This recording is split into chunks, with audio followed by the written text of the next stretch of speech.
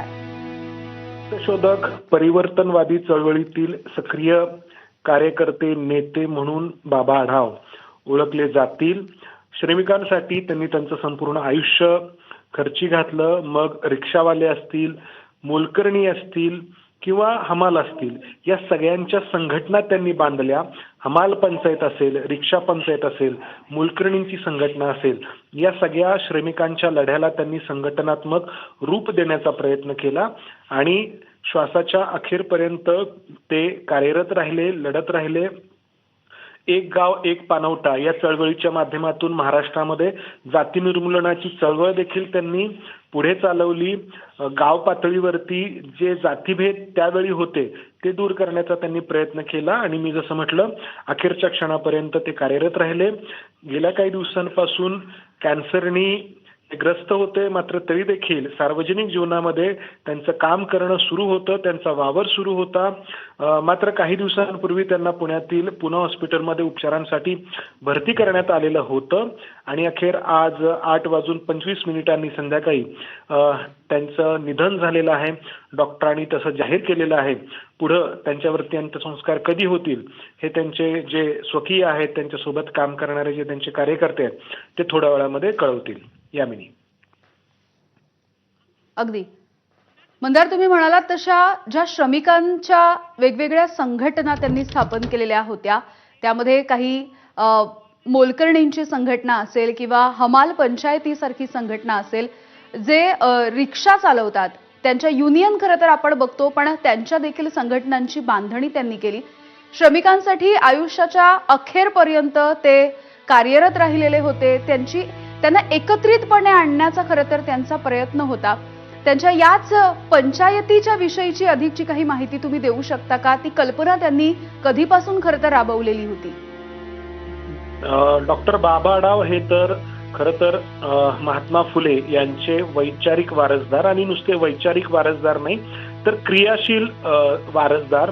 महात्मा फुलेंनी जसं श्रमिकांसाठी कार्य केलं, त्यांच्या आयुष्यामध्ये बदल घडवण्यासाठी स्वतःचं आयुष्य खर्ची घातलं, त्याच मार्गावरती बाबा आढाव यांनी चालण्याचा प्रयत्न केला. आपण जसं पाहिलं की महात्मा फुलेंनी वेगवेगळ्या क्षेत्रातील जे श्रमिक आहेत किंवा ज्या त्यावेळी जे त्यांना नाकारलं जात होतं अशा लोकांना एकत्र करण्याचा, त्यांच्या आयुष्यामध्ये बदल घडवण्याचा प्रयत्न केला. डॉक्टर बाबा आढाव सुरुवातीला जाती निर्मूलनाच्या चळवळीमध्ये होते. ती चळवळ यशस्वीरित्या पूर्ण झाल्यानंतर महाराष्ट्रातून रोजच्या आयुष्यातून जाती भेदाभेद हे दूर झालेत हे जाणवल्यानंतर समाजातले जे आर्थिकदृष्ट्या दुर्बल घटक आहेत त्यांच्यासाठी काम करायचं त्यांनी ठरवलं आणि 60च्या दशकापासून त्यांनी या सगळ्या कामाला सुरुवात केली आणि काम जसं जसं त्यांचं पुढे गेलं तसं त्यांना जाणवलं की रिक्षावाल्यांचे हे प्रश्न आहेत, मोलकरणींचे हे प्रश्न आहेत, मोलकरणींची देखील संघटना बांधली जाऊ शकते, मोलकरणींचे देखील काही अधिकार असू शकतात, मोलकरणींना देखील आठवड्याची सुट्टी मिळवण्याचा अधिकार असू शकतो. या सगळ्या गोष्टी बाबा आढाव यांच्यामुळे समोर आल्या.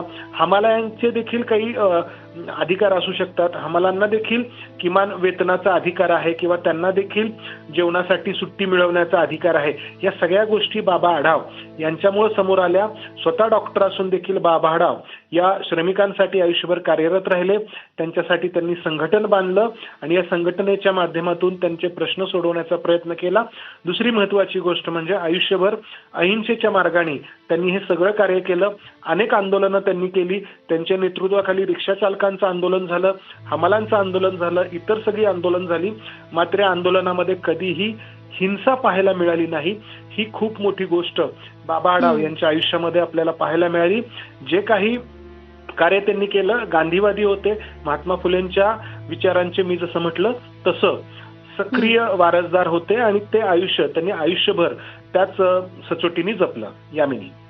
अगदी मंदार, ज्या पद्धतीची अहिंसेच्या मार्गाने त्यांनी आंदोलनं केली, खरं तर अनेक वेळा त्यांना देखील तुरुंगवास भोगावा लागल्याची काही उदाहरणं आपल्याला लक्षात येतात. मात्र तरी सुद्धा आपलं कार्य त्यांनी अखेरच्या श्वासापर्यंत सुरू ठेवलं.